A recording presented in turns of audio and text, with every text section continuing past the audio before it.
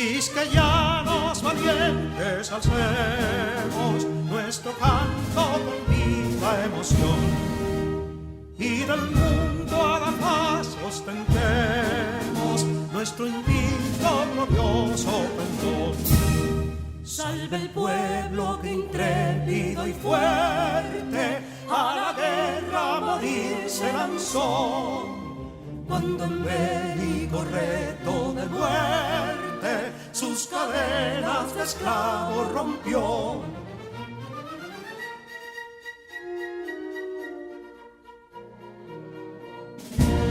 Ningún pueblo ser libre merece si es esclavo, indolente y servil.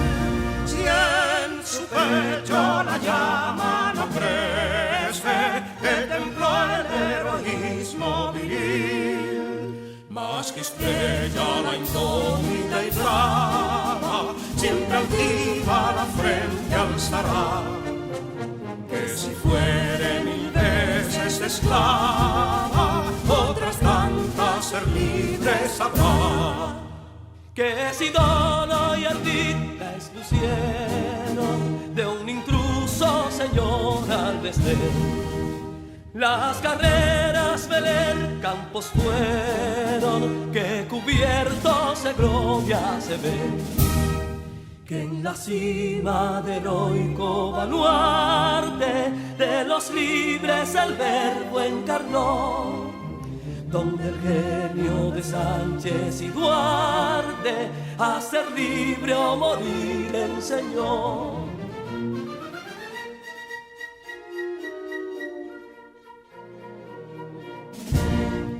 Y si pudo inconsulto caudillo de esas glorias el brillo empañar, de la guerra se vio en Capotillo la bandera de fuego ondear. Y el incendio que atónito deja de Castilla al soberbio león, de las playas gloriosas le aleja, donde flota el cruzado pendón.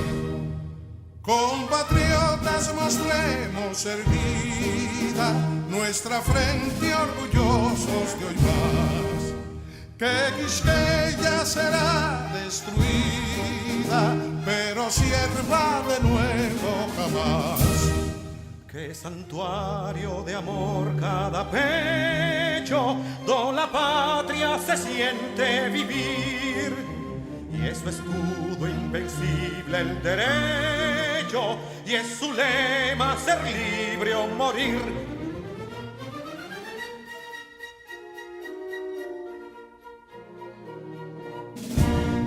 Libertad que aún se yergue serena, la victoria en su carro triunfal, y el clarín de la guerra aún resuena, pregonando su gloria inmortal. Libertad, que los ecos se agiten mientras llenos de noble ansiedad nuestros campos de gloria repiten: libertad, libertad, libertad.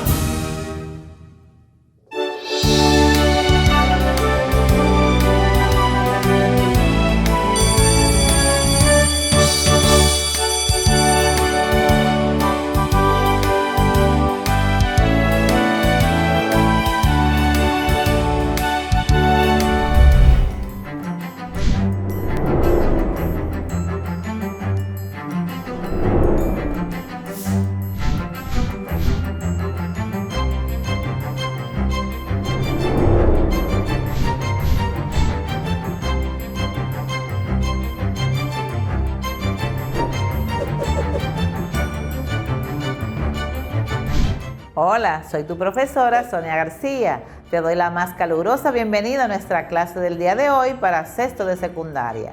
Espero te encuentres bien junto a tu familia. En el día de hoy te vamos a reforzar lo aprendido durante la semana en las materias de matemáticas, ciencias sociales, física, inglés, lengua española y francés. También te recuerdo que puedes buscar en nuestro canal oficial de YouTube para volver a ver cualquiera de nuestras clases.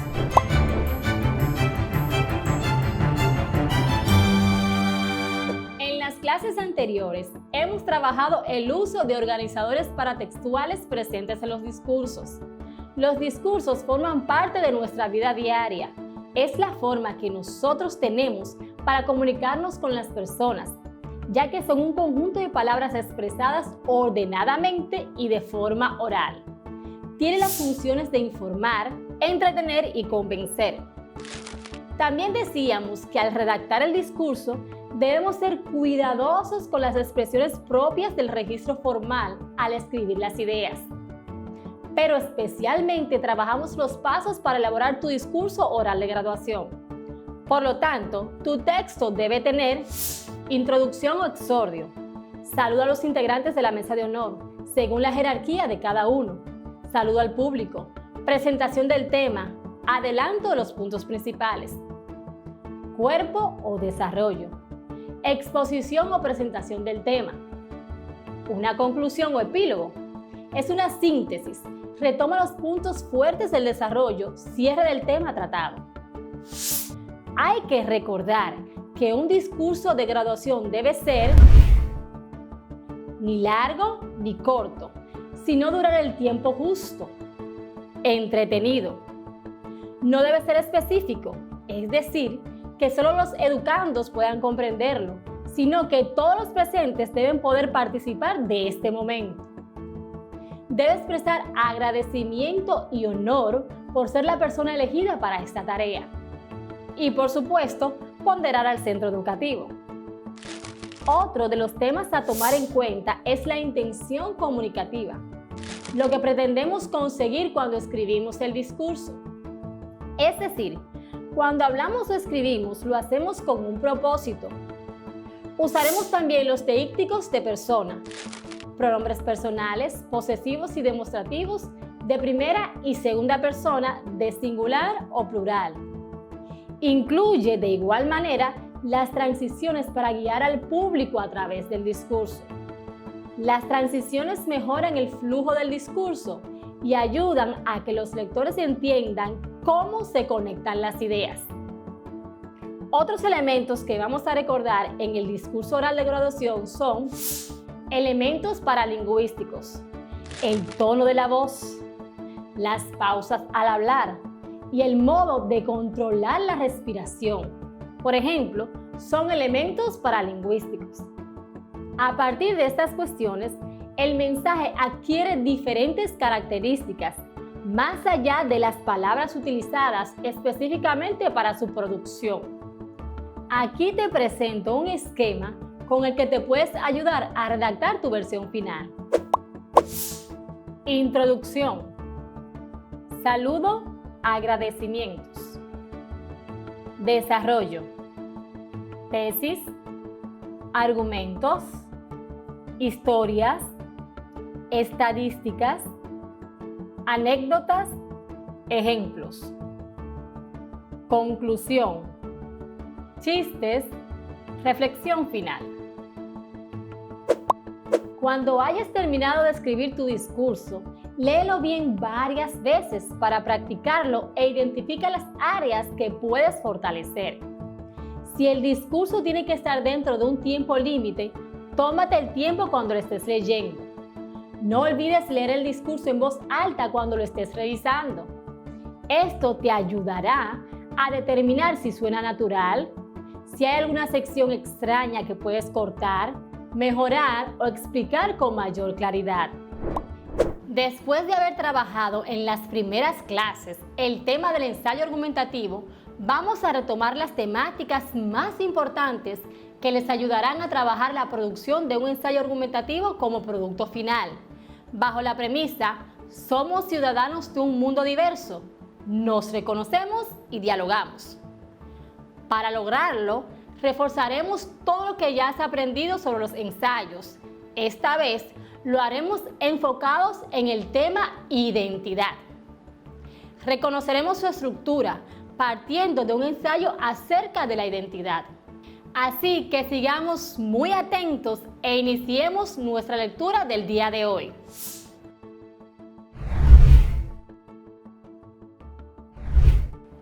Título del ensayo: La identidad cultural en los países de América Latina.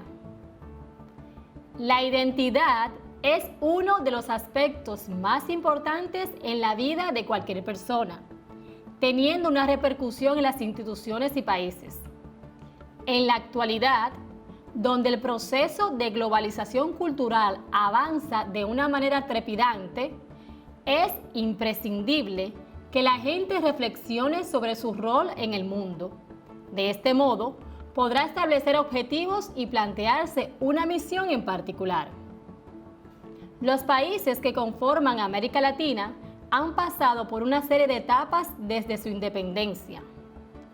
Es necesario entender que este proceso ha traído consigo la búsqueda por una identidad cultural, la cual muchas veces entra en conflicto con tendencias extranjeras y la influencia de los medios de comunicación a nivel internacional.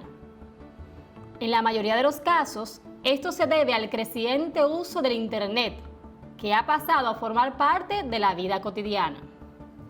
La construcción de una identidad nacional depende mucho de los esfuerzos de cada gobierno, pues son los funcionarios públicos quienes ponen el ejemplo. Asimismo, está en sus manos dedicar esfuerzos a enaltecer las tradiciones y costumbres de su nación, sin adoptar nuevas tendencias que solo distorsionan la cultura. Este descubrimiento y construcción es una responsabilidad del Estado, pero los ciudadanos también deben poner de su parte mediante el debate público y la celebración de festividades autóctonas. Al margen de creencias religiosas, existen conmemoraciones anuales como la Semana Santa, que están acompañadas de varios elementos de gran riqueza cultural. De esta manera, las personas tienen la posibilidad de encontrar aromas, sonidos, comidas, vestimentas y otras simbologías que son propias de su país. Esto es muy importante, dado que la identidad personal siempre está sujeta a cambios y debe ser reconquistada de forma continua. Hoy en día, la sociedad moderna prioriza antivalores como la competencia, el materialismo y la insolidaridad. Todo esto en función de la moda consumista y el hedonismo. Esta realidad suscita interrogantes profundas sobre la estabilidad social, que es amenazada por posturas superficiales y pragmáticas. Es aquí donde la identidad cultural cobra más valor, permitiendo que las personas se entiendan como parte de un conjunto y trabajen en función del progreso y desarrollo sostenible. La identidad cultural en los países de América Latina es el resultado de un conjunto de intereses, códigos y rituales que es compartido por la mayoría de gente en una determinada nación. Cuando se toma conciencia de esto, es más fácil plantearse una meta personal, teniendo en cuenta que compartimos los mismos derechos y libertades. Solo de este modo seremos capaces de reivindicar y mantener nuestra cultura de una manera ética y organizada. La mejor manera de entender un texto es haciéndose preguntas. Estas nos ayudan a profundizar su contenido.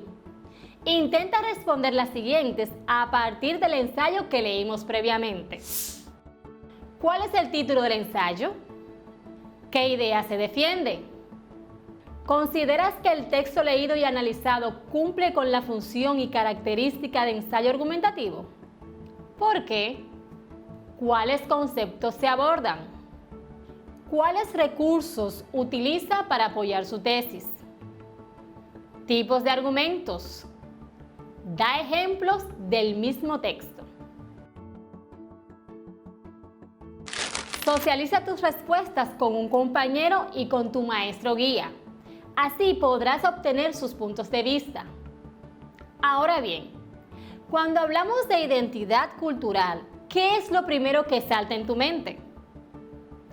Se reconoce la identidad cultural como un conjunto de valores, tradiciones, símbolos, creencias y modos de comportamiento que funcionan como elemento cohesionador dentro de un grupo social y que actúan como sustrato para que los individuos que la forman puedan fundamentar su sentimiento de pertenencia. No obstante, las culturas no son homogéneas. Dentro de ellas se encuentran grupos o subculturas que forman parte de su diversidad interna en respuesta a los intereses, códigos, normas y rituales que comparten dichos grupos dentro de la cultura dominante. Volvamos a conceptos básicos. ¿Recuerdas qué es un ensayo? Es un tipo de texto en prosa que explora, analiza, interpreta o evalúa un tema. Se considera un género literario comprendido dentro del género didáctico. Es decir, una argumentación es una exposición de un o una serie de argumentos que logran justificar algo, sea una idea, una conducta o una acción. Esta puede ser válida o no, donde para ser avalada se debe desarrollar con base en razonamientos y pruebas. Otro concepto que debemos recordar para trabajar un ensayo es persuadir. Es un proceso destinado a cambiar la actitud o el comportamiento de una persona o un grupo hacia algún evento, idea, objeto o personas mediante el uso de palabras para transmitir información o sentimientos. En esencia, se exponen los puntos de vista personales sobre un tema a la vez que se justifican con argumentos. A diferencia de otros trabajos académicos, el ensayo nos brinda bastantes libertades, tanto estilísticas como de formato. En resumen, nos encontramos ante una obra en la que se expresa la opinión argumentada sobre determinado asunto. Vamos a realizar un breve repaso histórico antes de revisar nuestro repaso a las definiciones de qué es un ensayo. En la tradición literaria, se considera al francés Michel de Montaigne como el padre de este género. Durante el año 1580, se publica en Francia una colección de escritos de aparente estructura desordenada. En ellos, el autor colocó los cimientos de la que sería una gran tradición en la literatura universal. Más tarde, en plena modernidad, pensadores como Montesquieu, Blaise Pascal o John Locke cultivaron el ensayo fructíferamente. Ya durante el siglo XX, la corriente ensayística era una tradición. De este modo, el ensayo le ha dado al mundo obras maestras escritas por Octavio Paz, Jorge Borges y Vargas Llosa. Con la intención de hacer más comprensible qué es un ensayo, diremos que es un texto de carácter libre, que expresa una opinión fundamentada. Vamos a tener en cuenta que lo más importante es utilizar el razonamiento para probar o convencer. No se puede considerar como ensayo aquella obra en la que las ideas no sean demostradas con argumentos. En nuestras más recientes intervenciones, especialmente en la clase anterior, estuvimos estudiando cómo combinar el pasado simple con el pasado continuo en una oración y la importancia de estos tiempos verbales a la hora de narrar un relato, historia o experiencia. De inmediato me gustaría que revisemos juntos su tarea, la cual consistía en escribir 2 oraciones en pasado simple y 2 oraciones que incluyan el pasado simple y el pasado continuo. Saquen sus cuadernos para que comparemos con estas posibles respuestas. Possible answers to the homework. Past simple. Para las oraciones del pasado simple les tengo estos 2 ejemplos. Ejemplo número 1. We studied English yesterday. Ejemplo número 2. I learned a lot of new words. Para la combinación del pasado simple con el pasado continuo, Les tengo otros dos ejemplos. Observen. He was having breakfast when he felt sick. He was having. El auxiliar to be, recuerden, junto con el verbo en ing. He was having breakfast. Él estaba desayunando cuando se sintió enfermo.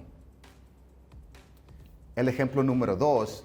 We were waiting for the bus when it started to rain. We were. Aquí uso el auxiliar to be en su forma plural para nosotros. We were.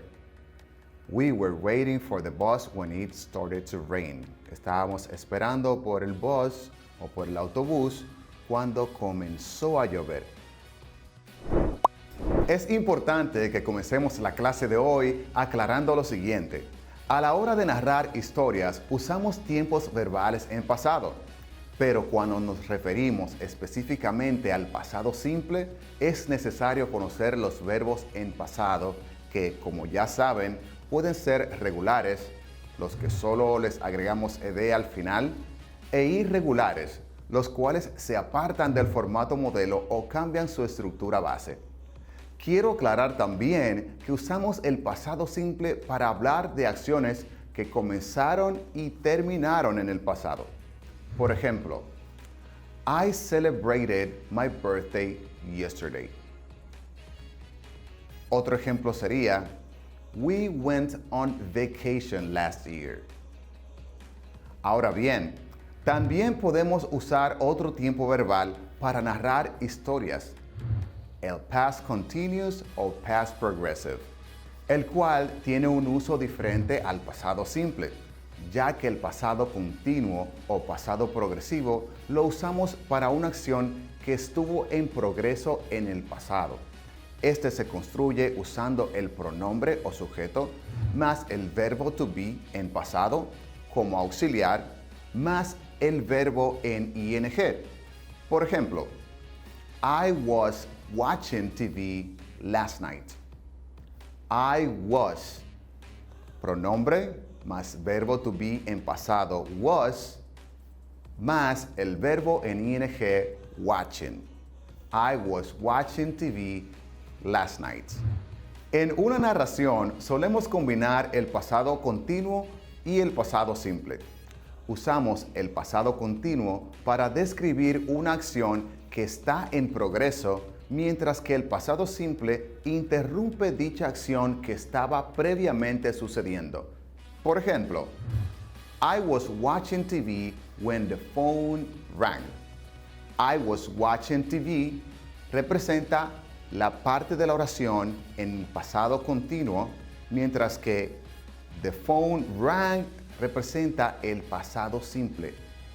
Una acción interrumpió la otra.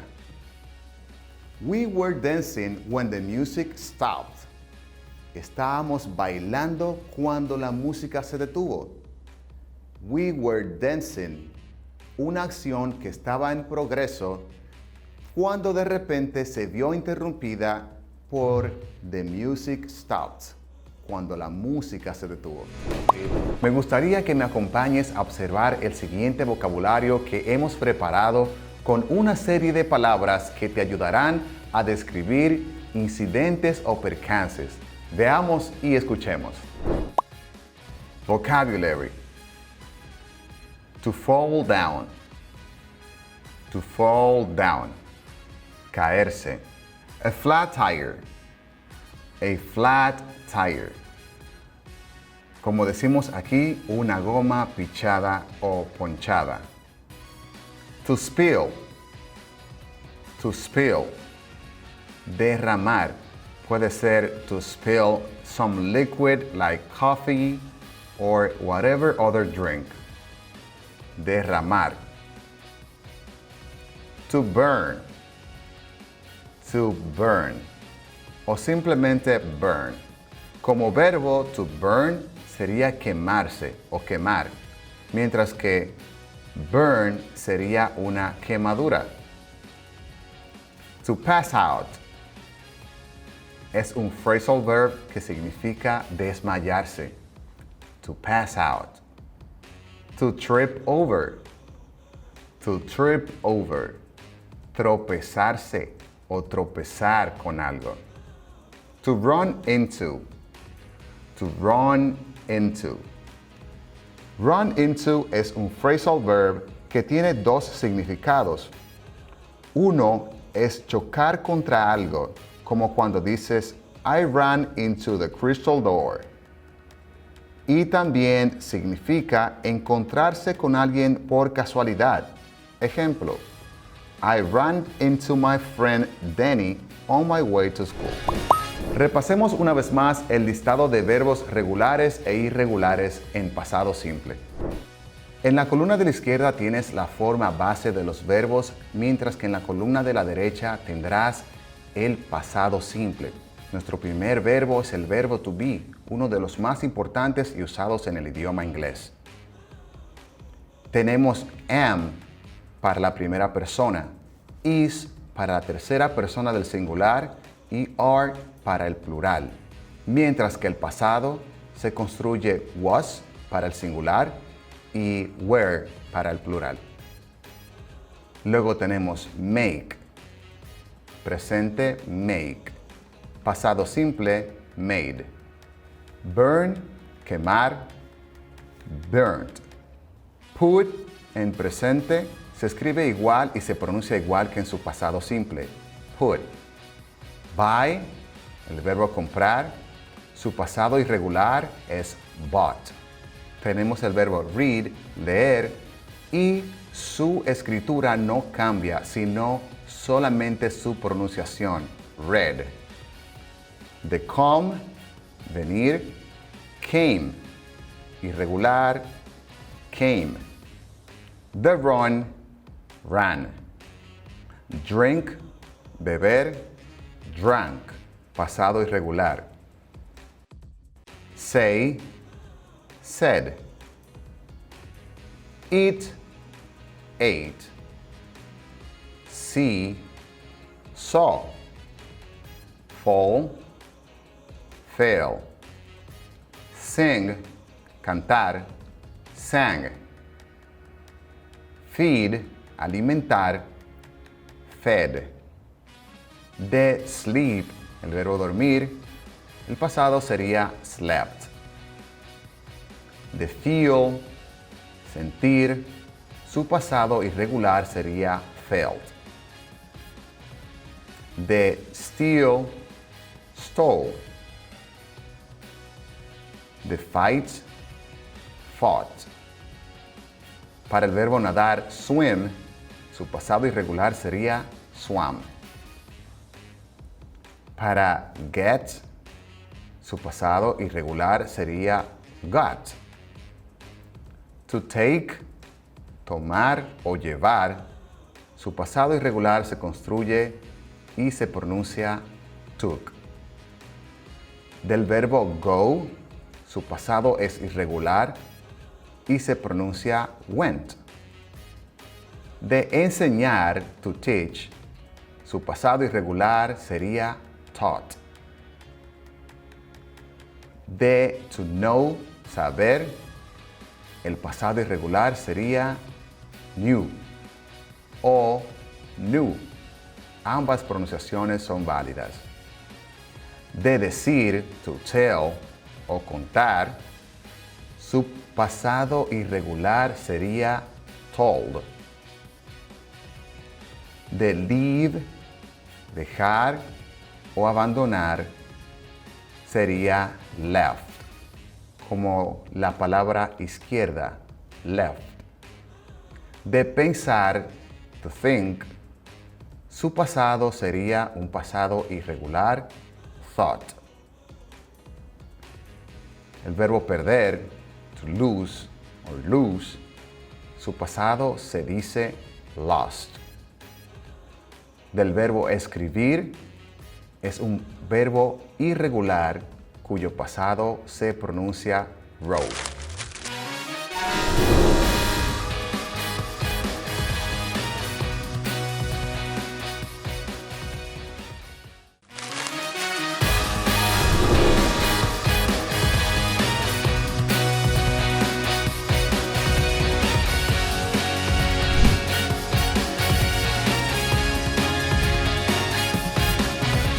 Explorando el área de la trigonometría, encontramos un amplio mundo de conceptos, relaciones de lados y ángulos, funciones, identidades y una gran cantidad de aplicaciones de todos estos elementos en la vida cotidiana y su desarrollo. Estamos trabajando actualmente las fórmulas del ángulo mitad y desarrollando ejercicios en base a ellas. Recordemos estas fórmulas. Para el seno del ángulo medio decimos que es igual a más o menos la raíz cuadrada de 1 menos coseno del ángulo dividido entre 2. Para el coseno del ángulo medio es igual a más o menos la raíz cuadrada de 1 más coseno del ángulo dividido entre 2. Y para la tangente del ángulo medio decimos que es igual a más o menos raíz cuadrada de 1 menos coseno del ángulo sobre 1 más coseno del ángulo. A estas podemos agregar para la tangente del ángulo mitad, que es igual a la cosecante del ángulo menos la cotangente del ángulo. La tangente del ángulo mitad también es igual al seno del ángulo entre 1 más el coseno del ángulo y también es igual a 1 menos coseno del ángulo sobre el seno del ángulo.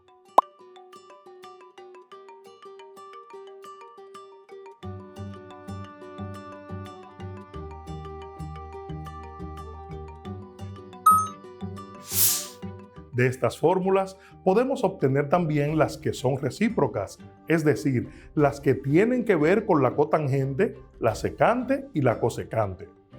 Cuando efectuamos ejercicios matemáticos donde interviene la trigonometría, debemos tener siempre presente la relación que hay entre las funciones, ya que esto nos permite facilitar los cálculos a la hora de resolver problemas de diferente índole. Si trazamos una circunferencia cuyo centro sea el origen del eje de coordenadas y a su vez trazamos una línea que vaya desde el centro hasta tocar el borde de la circunferencia, esta representará el radio de medida 1. Completamos el gráfico de un triángulo rectángulo con una línea paralela al eje Y que representa al seno del ángulo y el segmento del eje X representará el coseno del ángulo. El ángulo formado por el radio, que ahora es la hipotenusa del triángulo, le llamaremos ángulo θ. Tenemos entonces que el seno del ángulo es igual a Y, el coseno del ángulo es igual a X, en el triángulo de hipotenusa igual a 1, cateto adyacente X, cateto opuesto Y respecto al ángulo.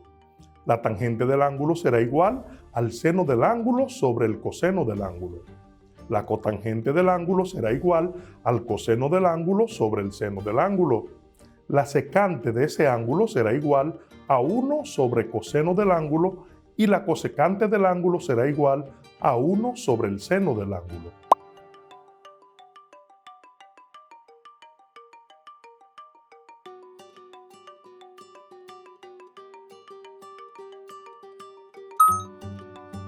Estas relaciones son denominadas identidades de la razón. Sin embargo, existen otras relaciones básicas como son periodicidad 2π. Coseno del ángulo es igual al seno de π entre 2 más el ángulo. La simetría, que es seno igual a menos seno por menos el ángulo. La relación pitagórica, seno al cuadrado del ángulo más coseno al cuadrado del ángulo, es igual a 1. Y la identidad de la razón, que es la que acabamos de ver, tangente del ángulo igual a seno del ángulo sobre coseno del ángulo.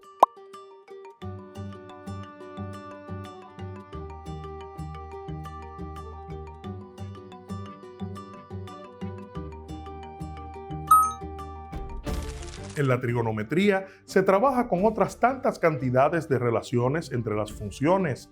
Estas las iremos conociendo más adelante en temas como las identidades trigonométricas.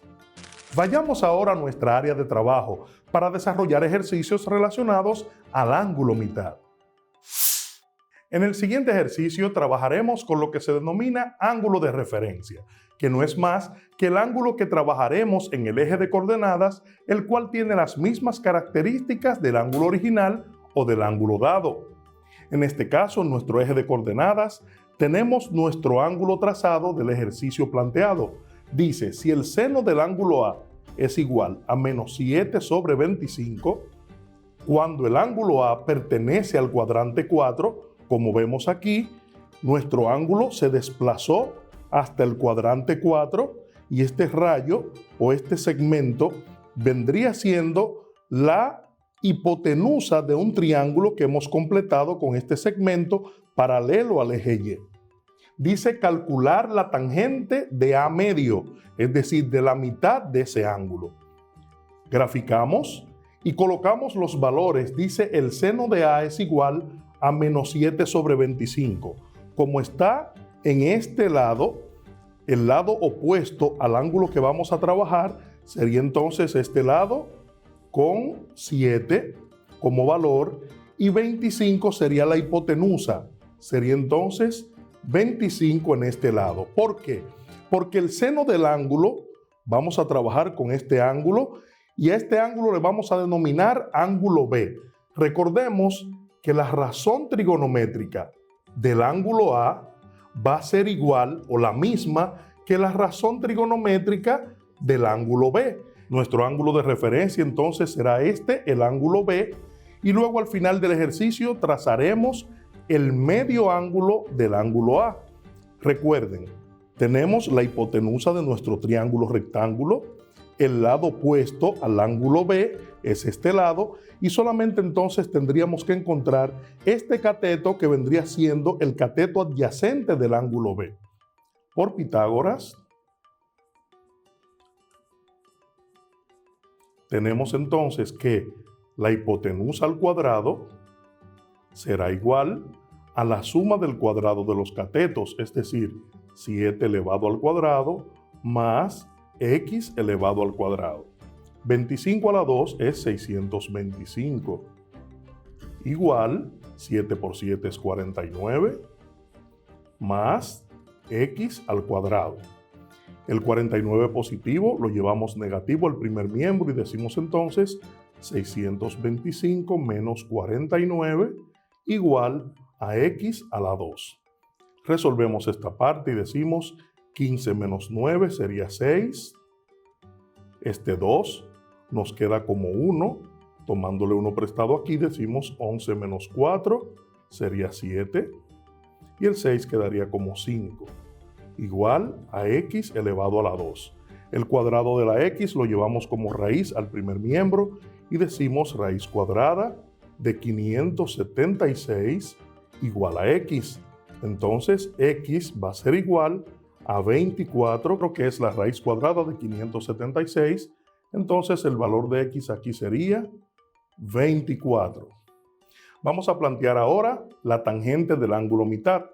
Recordemos que estamos trabajando para el ángulo B y decimos entonces que la tangente de B medio va a ser igual a más o menos la raíz cuadrada de 1 menos coseno de B sobre 1 más el coseno de B.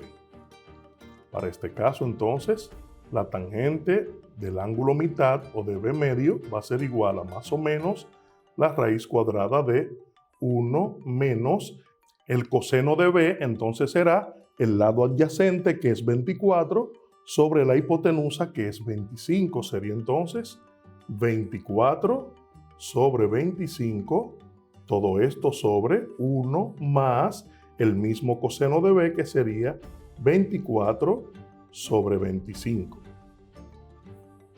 La tangente del ángulo medio es igual a más o menos la raíz cuadrada de 1 menos 24 sobre 25. Es como a 25 partes tomarle una de esas partes. Entonces, para 1 menos 24 sobre 25 nos quedaría 1 sobre 25.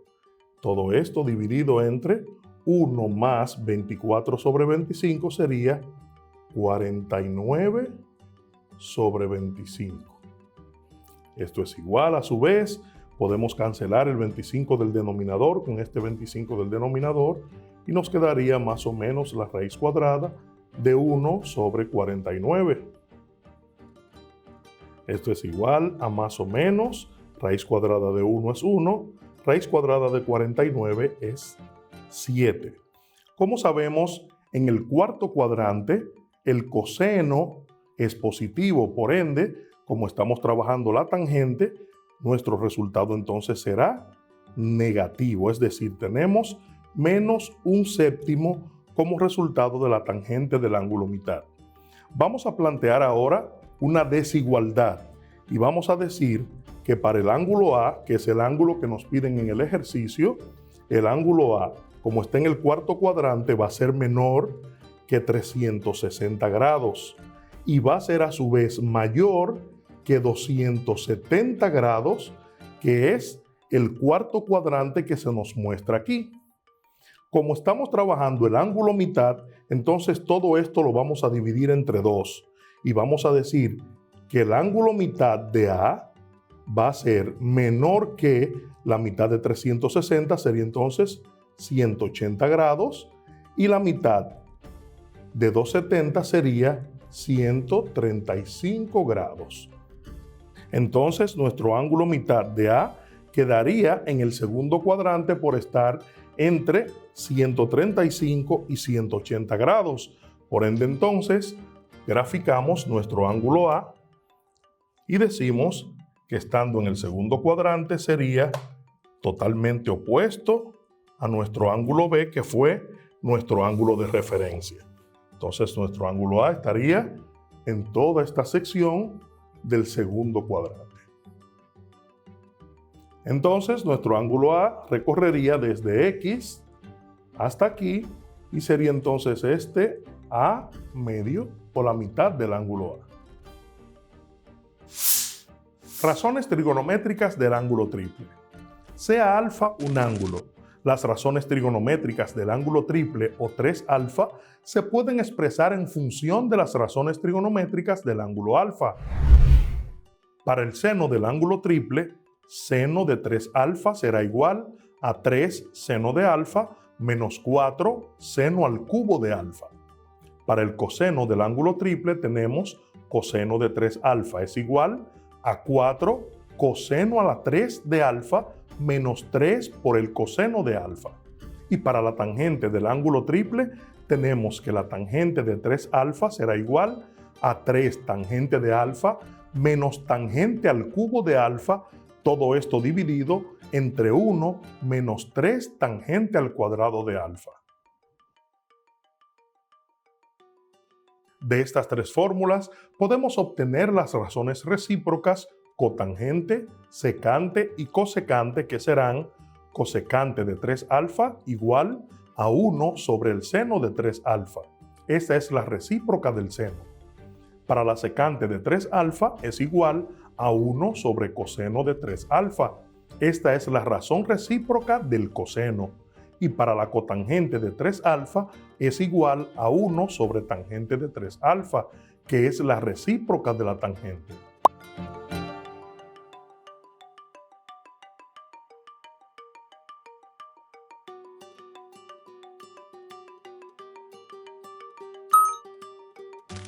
Hasta aquí la clase del día de hoy. Hemos recapitulado las diferentes fórmulas que nos sirven para calcular el ángulo mitad de las razones trigonométricas, entre otras relaciones de igual importancia para el estudio de la trigonometría. También vimos ejercicios que tienen que ver con el cálculo del ángulo mitad. Hicimos una introducción a las razones trigonométricas del ángulo triple y sus fórmulas recíprocas. En nuestro próximo encuentro seguiremos ampliando este tema tan interesante y haremos las demostraciones para un ángulo de 45 grados, para el seno, coseno y tangente y ejercicios relacionados al ángulo triple. Puedes seguir ampliando tus conocimientos relacionados a las razones trigonométricas y las fórmulas que se relacionan al ángulo triple. Visita el canal de YouTube Mate Móvil en los ejercicios de ángulo triple. Continúa relacionándote con tus compañeros y tu maestro guía. Comparte tus anotaciones, resolución de ejercicios y pregunta todas tus inquietudes, ya que el trabajo en equipo divide el esfuerzo y multiplica los resultados. En clases anteriores aprendimos que la carga eléctrica o los electrones fluyen a través de materiales llamados conductores y semiconductores. El conductor ofrece poca oposición al paso de los electrones, mientras que el aislante se opone y no permite el paso de estos. A este grado de oposición se le conoce como resistencia eléctrica, que no es más que cuando por un alambre circula una corriente eléctrica, este se opone al movimiento de las cargas eléctricas. Esta oposición está relacionada a una cantidad física que llamamos resistencia. Esta depende de varios factores. El material del conductor eléctrico, que puede ser cobre, aluminio o plata, la longitud del conductor y el área de la sección transversal del mismo. La resistencia está relacionada con otra cantidad física, la resistividad, que definiremos más adelante. La resistencia se relaciona con la intensidad de corriente y el voltaje, y su ecuación es R igual a V sobre I. Como la resistencia depende del largo del conductor, de la sección de área transversal y de la resistividad, para lo que tenemos la siguiente ecuación.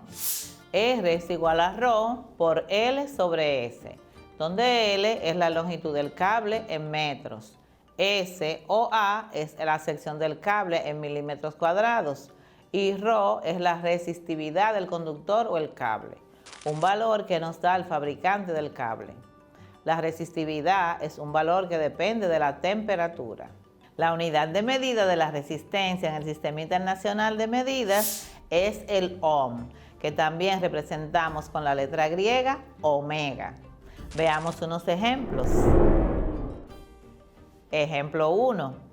En los extremos de un conductor hay una diferencia de potencial o voltaje de 20 voltios cuando lo atraviesa una corriente de 4 amperios. Calcula su resistencia. Tenemos los datos. V es igual a 20 voltios. I es igual a 4 amperios. Nos piden calcular AR, que es la resistencia. La fórmula para calcular la resistencia es igual a V sobre I. Operación. Dividimos el voltaje sobre la intensidad de corriente, que es lo mismo que dividir 20 voltios entre 4 amperios. Eso nos da un resultado de 5 ohmios. Ejemplo 2. Un conductor tiene una longitud de 4 metros y una sección de 2 milímetros cuadrados. Calcula su resistencia si su coeficiente de resistividad es de 0.017 ohmios por milímetros al cuadrado sobre metros. Tenemos los datos. La longitud del cable, 4 metros. El área transversal, que es igual a A o S, es igual a 2 milímetros cuadrados. La resistividad del cable es igual a 0.017 ohmios por milímetros cuadrados sobre metros. Nos piden calcular la resistencia. La fórmula en este caso es igual a ρ por L sobre S. Operación. Tenemos que calcular la resistencia. Tenemos la resistividad, que es igual a 0.017 ohmios por milímetros al cuadrado sobre metro, multiplicada por la longitud del cable, que son 4 metros, y dividida con el área transversal, que son 2 milímetros al cuadrado, lo que nos da un resultado de 0.034 ohmios. ¿Quién fue Ohm? George Simon Ohm, nacido en Erlangen, Baviera, en 1789, en la ciudad de Múnich, físico y matemático alemán, autor de la teoría de la electricidad. Demostró que la intensidad de corriente es igual al cociente entre la tensión y la resistencia, mejor conocida como la ley de Ohm. Estudió las perturbaciones sonoras en el campo de la acústica fisiológica y enunció una ley llamada ley de Ohm-Helmholtz. En honor a su memoria, la unidad de medida de la resistencia eléctrica se denomina ohm, o en español ohmio, y su símbolo es omega. ¿En qué se basa la ley de Ohm? La ley de Ohm relaciona las magnitudes del voltaje, resistencia e intensidad de la siguiente manera. Su enunciado es el siguiente. La ley de Ohm. La intensidad de corriente que atraviesa un circuito es directamente proporcional al voltaje o tensión de este e inversamente proporcional a la resistencia que presenta. Su fórmula es la siguiente. I es igual a V sobre R, donde I es la intensidad que se mide en amperios, V el voltaje que se mide en voltios y R la resistencia que se mide en ohmios. Si aplicamos una diferencia de potencial o voltaje en los extremos de un alambre, por ejemplo de cobre, casi inmediatamente aparece una corriente eléctrica producida por la acción del campo eléctrico que aparece en todos los puntos en el interior del conductor. Si aplicamos voltajes diferentes, obtenemos corrientes diferentes. La resistencia de este conductor es la misma para los diferentes voltajes aplicados, manteniendo la temperatura constante. Este resultado tan importante se conoce como la ley de Ohm. No todos los conductores obedecen a la ley de Ohm. Por ejemplo, si utilizamos un diodo semiconductor, si hacemos ese experimento con una bombilla incandescente, podremos comprobar que cuando ésta empieza a calentarse, deja de cumplirse esta ley. Todo lo anterior se puede resumir en la siguiente ecuación. V es igual a I por R. Entonces, la intensidad de corriente sería igual a I, que es igual a V sobre R, siempre que la resistencia eléctrica permanezca constante. Téngase en cuenta que V es igual a I por R. No necesariamente es la ley de Ohm, lo es solo si R permanece constante. En clases anteriores trabajamos la potencia mecánica, que nos dice qué tan rápido se realiza un trabajo, relacionando el trabajo con el tiempo. Como vemos en la ecuación, la potencia es igual a P igual a W sobre T.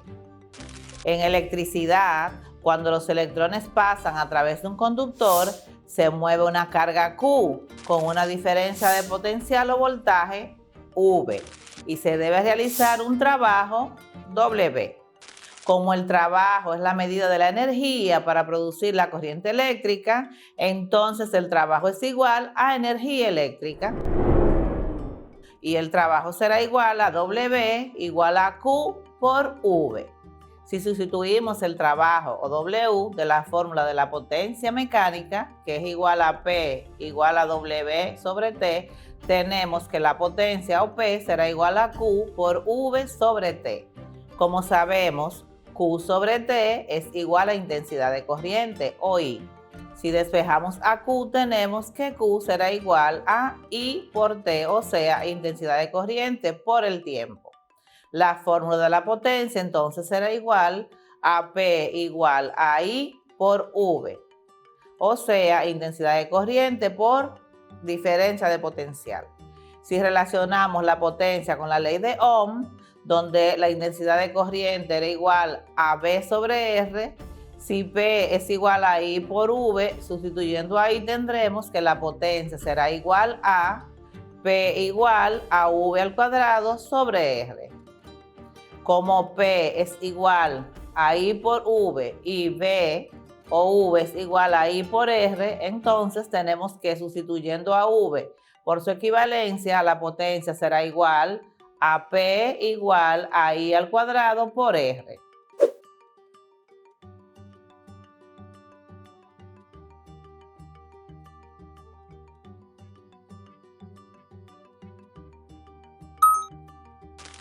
En resumen, tenemos 4 ecuaciones para calcular la potencia eléctrica.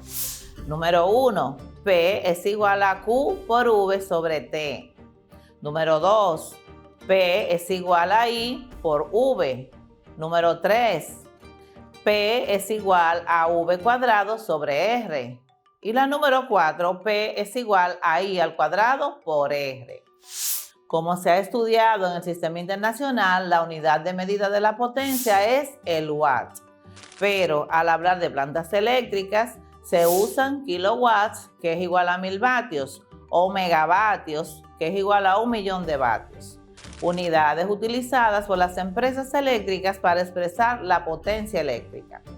La energía eléctrica consumida por los clientes se mide en kilovatios por hora, que es la energía consumida durante una hora con una potencia de 1.000 vatios. Veamos un ejemplo.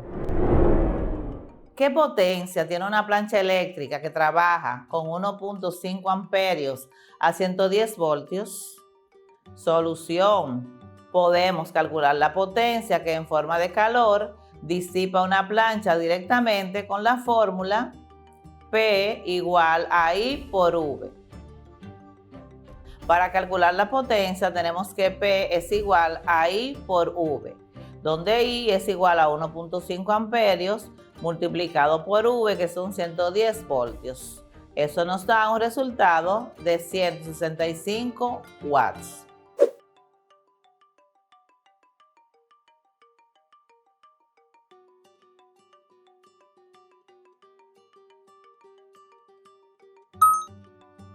Ejemplo 2.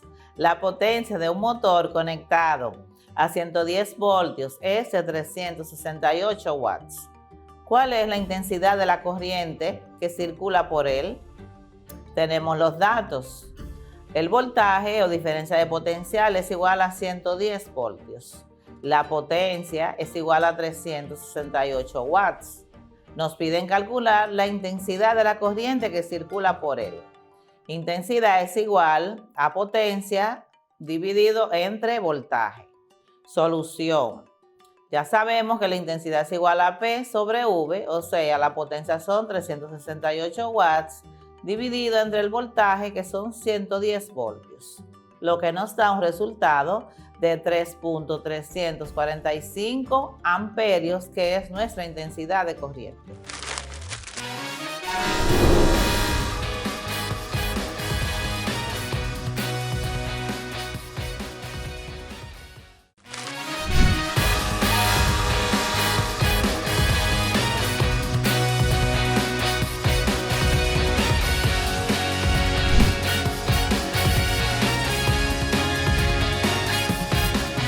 Saludos apreciados estudiantes, bienvenidos a la clase de Ciencias Sociales con su profesor de sexto de secundaria, Iván Tejeda. Una vez más, nos encontramos a través de las diferentes plataformas a distancia, las cuales nos acercan para mantenernos enfocados en nuestro proceso de aprendizaje. Recuerda que somos lo que hacemos día a día, de modo que la excelencia no es un acto, sino un hábito. Así que colóquense en un lugar apropiado e iniciemos el desarrollo de esta clase de hoy.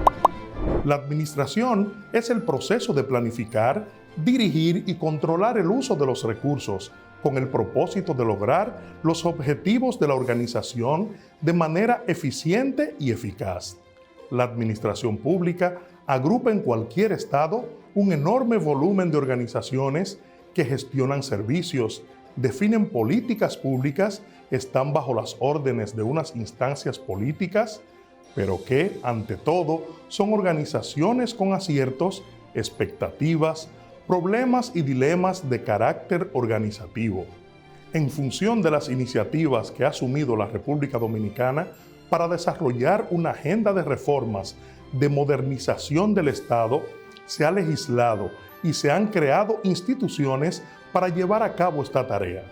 Por tal razón, justo es reconocer el interés de República Dominicana de ponerse a la vanguardia en cuanto a la modernización del Estado, motivo por el cual hoy día podemos decir que, si bien es cierto que no hemos avanzado lo suficiente, estamos en ese proceso de una manera lenta pero firme. La República Dominicana ha implementado una agenda de reformas de modernización del Estado. Fueron aprobadas varias leyes como Ley Orgánica de Presupuestos, Ley de Compras y Contrataciones, Ley de Libre Acceso a la Información Pública, Ley de Contabilidad, Ley de Función Pública que creó el Ministerio de Administración Pública, Comisionado de Apoyo para la Reforma y Modernización de la Justicia, Comisión Ejecutiva para la Reforma del Sector Salud y Comisión de Reforma de la Empresa Pública. Después de una larga dictadura de más de 30 años, la República Dominicana inició un largo proceso de democratización. Con la caída de la dictadura de Trujillo en 1961, se produjo en el país una profunda transformación del sistema político. Surgió un sistema de partidos pluralistas y se organizaron las primeras elecciones libres. Sin embargo, este breve periodo de modernización fue abortado por el golpe de Estado al gobierno del profesor Juan Bosch en 1963 y como consecuencia se produjo en 1965 la llamada Guerra de Abril, hecho histórico que significó un reclamo de los grupos populares y liberales por la vuelta a la constitucionalidad. La salida al conflicto de abril sobrevino en la organización del proceso electoral de 1966 y la elección de Joaquín Balaguer como presidente de la República. Para 1978, al inicio de la llamada oleada democratizadora en América Latina, se produce en República Dominicana la segunda transición democrática, en este caso de un gobierno semiautoritario a uno democrático. La transición a la democracia de 1978 significó cierta reforma del sistema electoral y una nueva configuración del sistema de partidos. El foco de la lucha de los partidos pasó de la oposición al autoritarismo de Estado, a la participación en la contienda electoral. Desde 1978 se producen muchos cambios en el sistema político dominicano. Las transformaciones más significativas se producen en el sistema electoral en 1994, después del pacto de la crisis postelectoral. El sistema electoral dominicano 1978-2008. A finales de los años 70, la República Dominicana se convirtió en uno de los primeros países en pasar del autoritarismo a la democracia representativa. En este sentido, el país necesitó un sistema electoral distinto al existente, con mayores garantías y en que los gobiernos fueran elegidos por decisión de la mayoría. Las elecciones celebradas en mayo de 1978 pueden ser catalogadas como uno de los acontecimientos más importantes, que expresan la evolución real del sistema político dominicano hacia la democracia representativa, legitimando el sistema democrático como medio de participación y oposición de la ciudadanía. Luego de la transición de 1978, la República Dominicana pareció tomar el sendero hacia una democratización efectiva, y en este contexto era imprescindible dirigir los esfuerzos hacia la modernización y el fortalecimiento del sistema electoral con el fin de garantizar la sostenibilidad del nuevo régimen político establecido. En este sentido, se transformó el sistema electoral. Durante el periodo de 1978-1994, la elección de los gobernantes por parte de la población civil mayor de 18 años era única. Es decir, las elecciones presidenciales, congresuales y municipales eran concurrentes. En la misma boleta electoral se encontraban los candidatos presidenciales, congresuales y municipales. Los diputados eran elegidos por arrastre y la proporción de votos requeridos para ganar las elecciones era por mayoría simple. El método de asignación de escaños utilizado en el país era el método de Hunt. Este consiste en que los votos obtenidos por cada partido se van dividiendo entre diferentes divisores, 1, 2, 3, 4, 5, y los escaños se van asignando a aquellos partidos que tengan un mayor número de votos hasta que no queden escaños por asignar. En 1994 se produjo una crisis postelectoral que propició nuevas reformas al sistema electoral dominicano. A partir de entonces, las elecciones legislativas y municipales se separaron de las presidenciales, convirtiéndolas así en verdaderas elecciones de medio término. De igual forma, los legisladores se eligen por mayoría simple. La proporción de votos para elegir al presidente de la República cambió de mayoría simple a mayoría absoluta o doble vuelta. desde la reforma de 1994 hasta el año 2008, se habían realizado 3 procesos electorales legislativos y municipales no concurrentes en los años 1998, 2002 y 2006 y 4 elecciones presidenciales 1996, 2000, 2004 y 2008. En la actualidad, el sistema electoral dominicano se rige por la ley número 275-97, la cual establece que la organización, vigilancia y realización de los procesos electorales está a cargo de la Junta Central Electoral, las juntas municipales electorales y los colegios electorales, que son los 3 órganos electorales de la nación. La Junta Central Electoral es una institución descentralizada del Estado Dominicano, creada el 12 de abril de 1923 para organizar los procesos electorales en los 3 niveles de elección existentes en la nación: presidenciales, congresuales y municipales. Hasta la reforma constitucional de 2010, la Junta Central Electoral fungió como la máxima autoridad en materia electoral y concentró 3 tipos de atribuciones: administrativas, reglamentarias y electoral.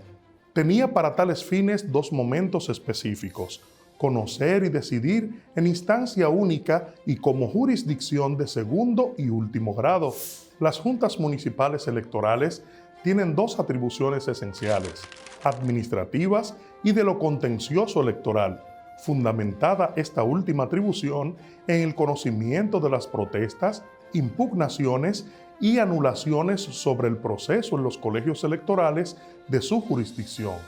La reforma constitucional de 1994 estableció que las votaciones se llevan a cabo en los denominados colegios electorales cerrados, que son un tipo particular de mesas electorales en torno a las cuales se reúnen las asambleas electorales debidamente convocadas a fin de que la ciudadanía pueda ejercer el sufragio. La reforma del sistema electoral en 1994 tuvo un impacto significativo en la participación y abstención de los ciudadanos en las elecciones. Para las elecciones presidenciales del año 1994 se verificó la mayor participación electoral del periodo estudiado. El nivel de abstención apenas llegó al 15.87%. Votantes inscritos, votos emitidos y porcentaje de abstención en las elecciones congresuales de República Dominicana 1978-2006. Para el año 1978 hubo un total de votantes inscritos de 2.600.000, votos emitidos 1.657.707, porcentaje de abstención 36.24%. Para 1994 hubo un total de votantes inscritos de 3.587.800, votos emitidos 3.018.279, porcentaje de abstención 15.87%.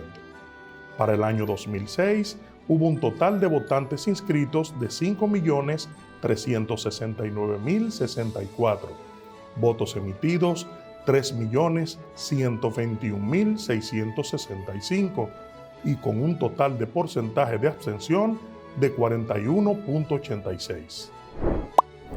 Una vez separadas las elecciones presidenciales de las congresuales y municipales, a partir de la reforma de 1994, los niveles de participación en las elecciones congresuales y municipales alcanzaron sus más bajos niveles en las elecciones de 1998 y 2002.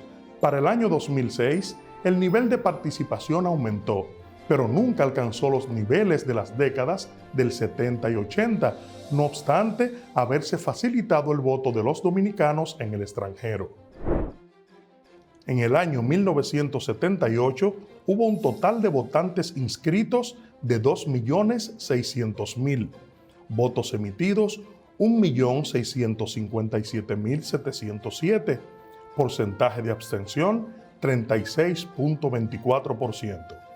Ya luego, para 1994, entre otras informaciones, hubo un total de votantes inscritos de 3.587.800, votos emitidos 3.018.279, con un porcentaje de abstención de un 15.84%. Y luego a final, en 2008, hubo un total de votantes inscritos de 5.764.387, votos emitidos 4.113.644, con un porcentaje de abstención de un 29%.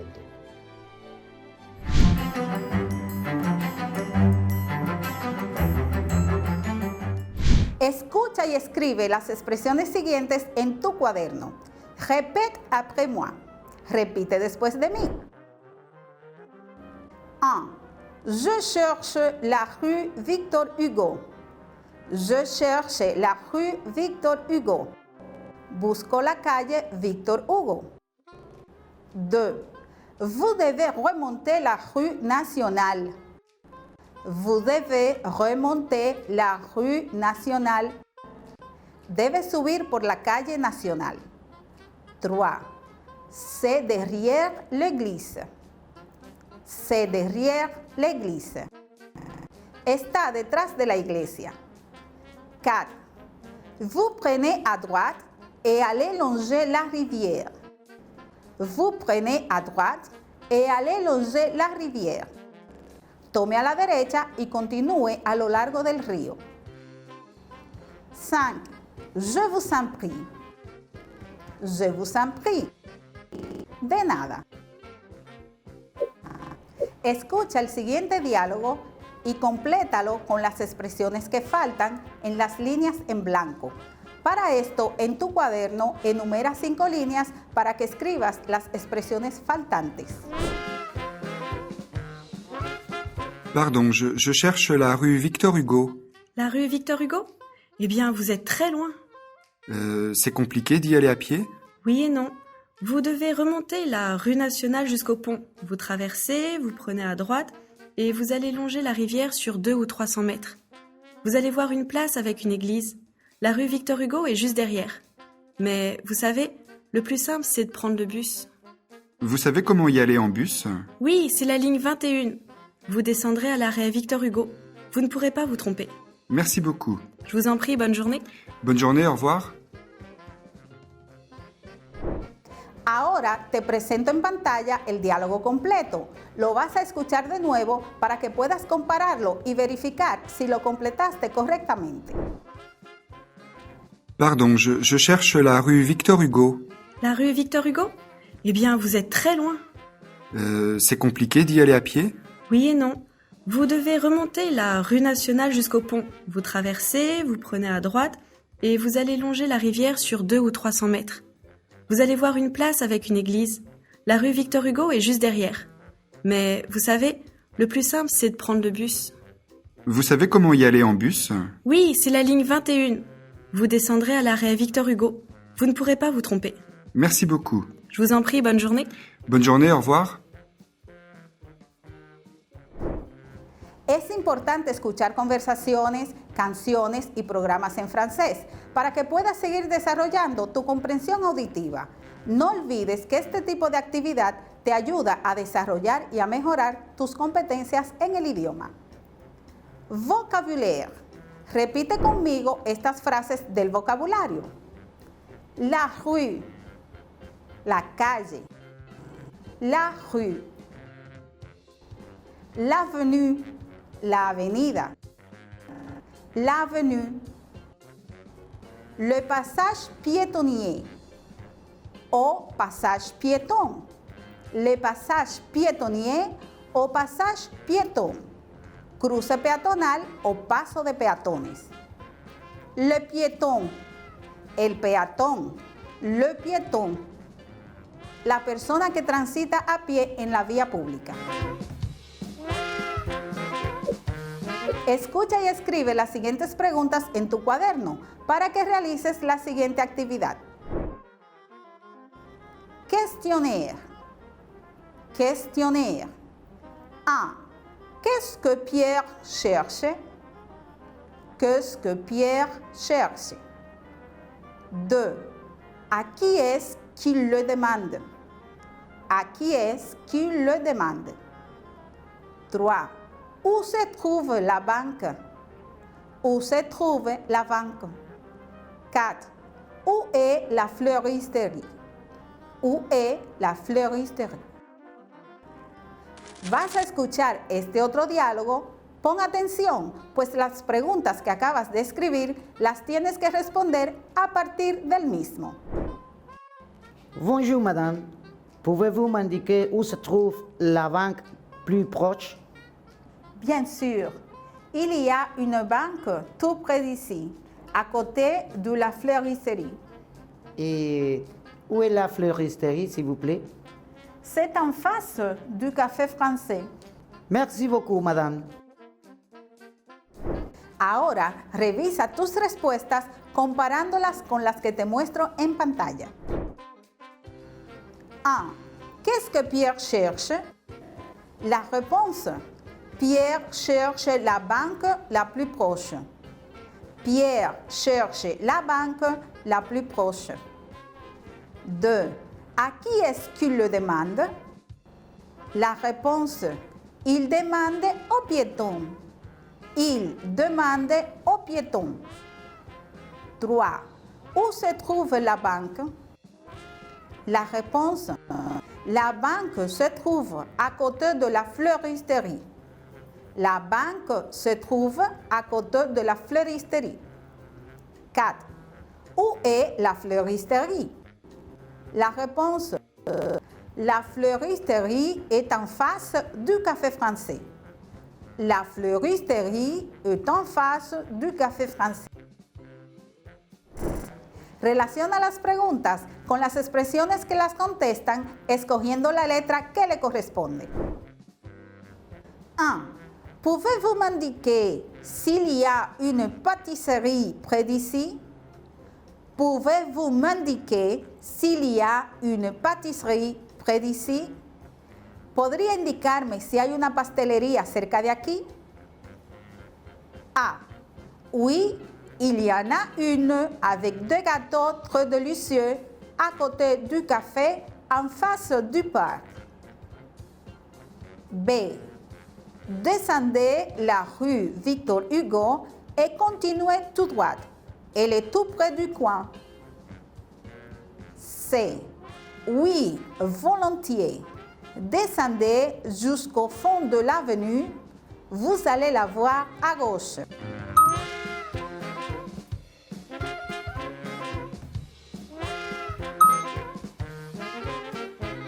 L'option correcte est la lettre A. Oui, il y en a une avec des gâteaux très délicieux à côté du café en face du parc. Sí, hay una con unos pasteles muy deliciosos al lado del café frente al parque. 2. Pouvez-vous me dire où est la pharmacie la plus proche, s'il vous plaît? ¿Podría decirme dónde está la farmacia más cercana, por favor? A. Oui, il y en a une avec des gâteaux très délicieux à côté du café en face du parc. B. Bon, il y en a un, mais il n'est pas près d'ici. Prenez un taxi ou marchez tout droit pendant 15 minutes. C. Volontiers. Descendez jusqu'au fond de l'avenue, vous allez la voir à gauche.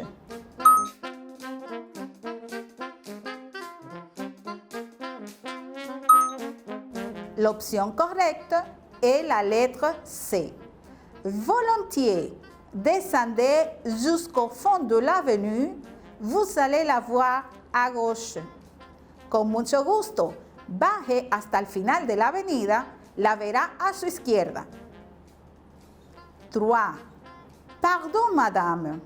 Est-ce qu'il y a un musée près d'ici? Disculpe, señora. ¿Hay un museo cerca de aquí? A.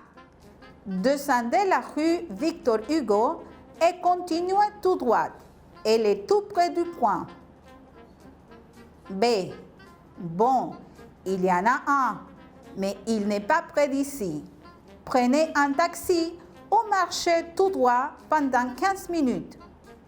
C. Volontiers. Descendez à gauche jusqu'au fond de l'avenue.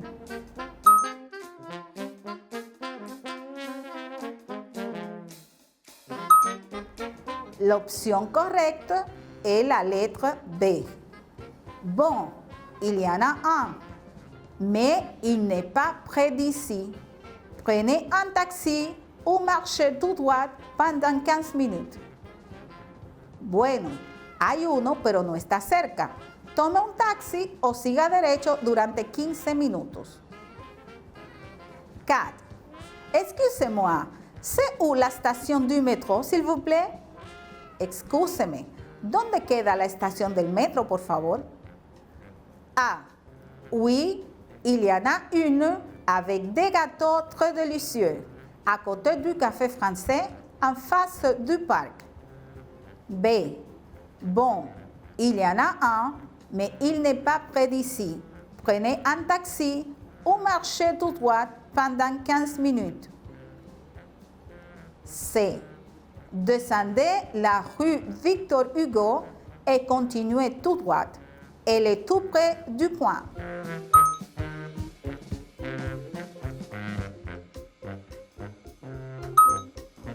L'option correcte est la lettre C. Descendez la rue Victor Hugo et continuez tout droit. Elle est tout près du point. Baje por la calle Victor Hugo y continúe derecho. Está cerquita de la esquina.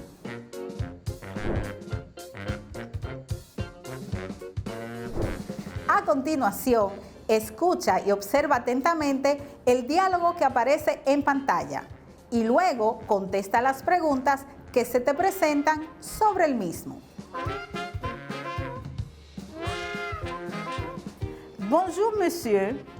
Bonjour, madame. Pouvez-vous me dire s'il y a une boulangerie pas loin d'ici? Mais oui, il y en a une, c'est tout près de la station du métro. La station du métro, c'est où, s'il vous plaît? C'est dans la rue principale entre la banque et la fleuristerie. Merci beaucoup. Je vous en prie. Ahora responde las preguntas. A. Est-ce que la boulangerie est loin? Est-ce que la boulangerie est loin? 2. Où se trouve la boulangerie? Où se trouve la boulangerie? 3. Dans quelle rue est la station du métro? Dans quelle rue est la station du métro? Verifica conmigo si respondiste correctamente. Recuerda que hay varias maneras de contestar de forma adecuada. Aquí te muestro la manera más formal de hacerlo. A. Est-ce que la boulangerie est loin? La réponse, la respuesta. No, la boulangerie n'est pas loin d'ici. 2. Où se trouve la boulangerie? La réponse, la respuesta. La boulangerie se trouve tout près de la station du métro. 3. Dans quelle rue est la station du métro? La réponse, la respuesta. Elle est dans la rue principale. ¿Qué aprendiste el día de hoy? En esta clase hicimos énfasis en la comprensión oral y escrita a través de sus diferentes diálogos. También reforzamos cómo hacer y responder preguntas en francés. Además, aprendimos otras palabras nuevas del vocabulario. La rue, le passage piéton. Ahora ya puedes indicar en francés con más seguridad dónde se encuentra un lugar. Où est la station du métro? Dans la rue principale, entre la banque et la fleuristerie. Esto ha sido todo por el día de hoy. Recuerda practicar lo aprendido y buscar en nuestro canal oficial de YouTube para volver a ver cualquiera de nuestras clases. ¡Hasta la próxima!